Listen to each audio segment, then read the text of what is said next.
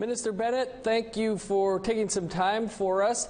Can you tell us what is happening on December 1st with regards to the 60's Scoop?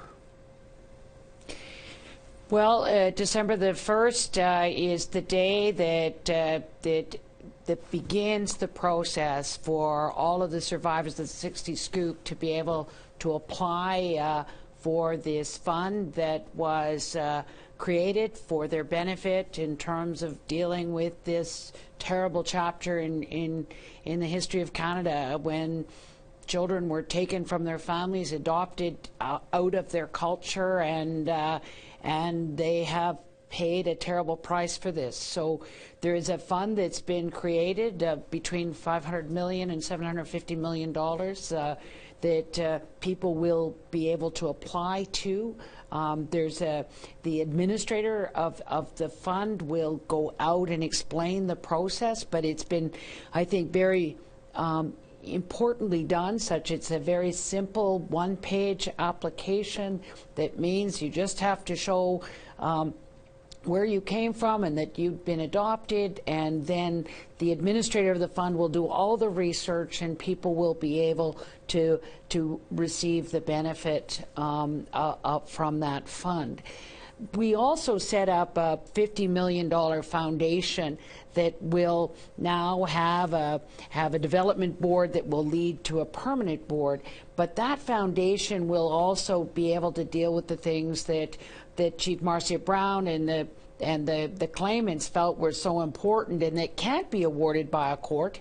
That is language and culture, healing, all of the things that really are so necessary now in order for us to be properly able to begin to right the wrongs and to be able to help people who were literally survivors or victims of the 60's Scoop to get onto a good path.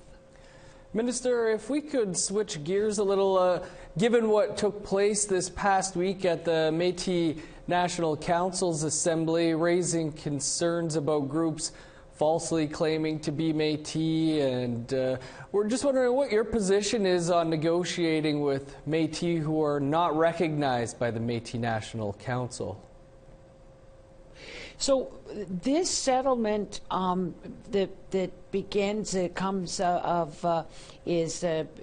will begin tomorrow, is for First Nations and Inuit.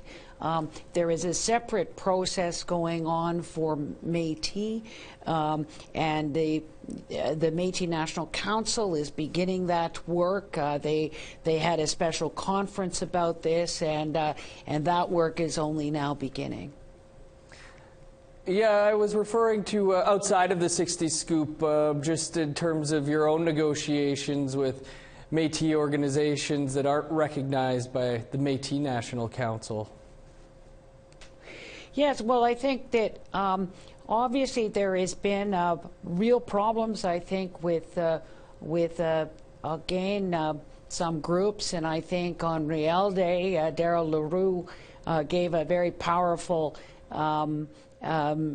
presentation on the existence of Métis organizations who do not meet the Pauli test, are not Section 35 Métis, and that this needs to be dealt with in a very intentional way by the Government of Canada. The Métis National Council obviously has the governing members from obviously BC, Alberta, Saskatchewan, Manitoba, and Ontario. There's also the Métis settlements. There's also people, Métis in Section 35 Métis that live in the Northwest Territories, and that is, so again, that this is very important as we go forward to make sure there's an integrity in the people that are Section 35 rights holders, as opposed to people who maybe think that the definition of Métis applies to them because they have a great-great-great-grandparent that may have been Indigenous and in some of these organizations, the fact that the great-great-grandparent was French. Right. And so the idea of a Michif nation is something that I know that some of the lawyers like Jean Taillé and others are looking at in terms of how we make sure there is an integrity to who are Section 35 rights holders as Métis. Minister Bennett, we'll have to hold it there, but thanks so much for taking some time for us here today. Thank you. Okay.